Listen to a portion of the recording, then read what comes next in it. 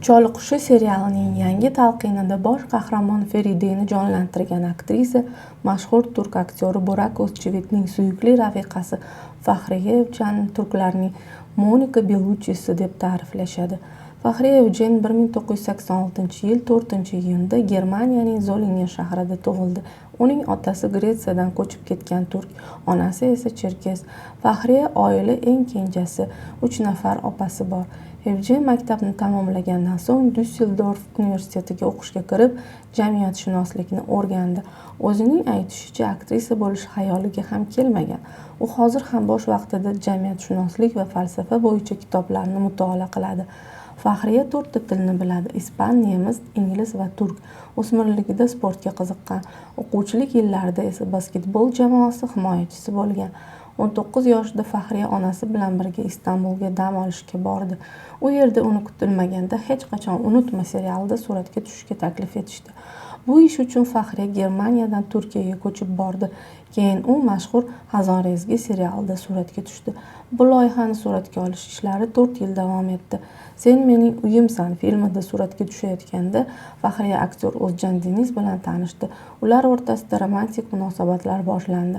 Hammasi to'yi bo'lishdan darak berayotgandek edi. Ammo 2013-yilda sevishganlarning munosabati barham topdi.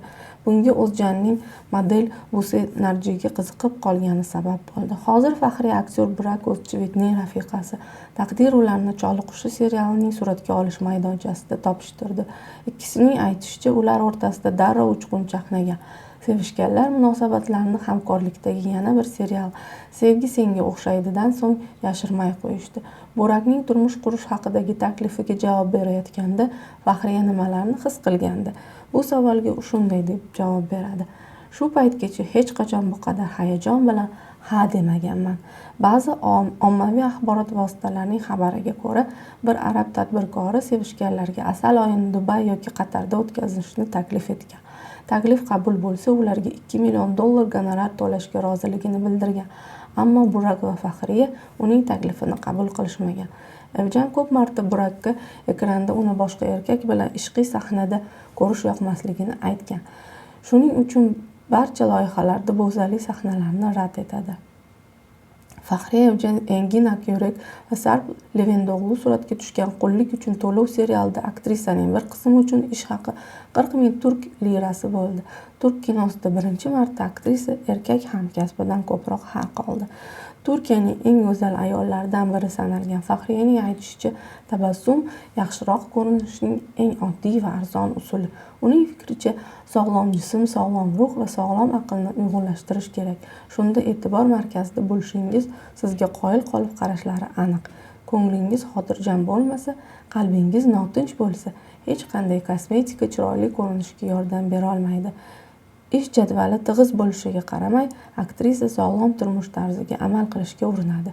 U sutkada 7 soatdan kam uxlamaydi. Imkon tug'ilganda sport bilan shug'ullanadi. Sog'lom taomlarni tanovul qiladi. Bundan tashqari, kuniga kamida 2 litr suv ichadi. Bunday turmush tarziga shunchalik o'rganib qoldimki, boshqacha bo'lishi mumkinligini tasavvur ham qilmayman, deydi Fahriye. Burak va Fahriyening to'yi 2017-yil 29-iyunda Istanbuldagi Bosfor bo'g'ozi qirg'og'ida o'tdi. Ayni paytda ularning 2 nafar farzandi.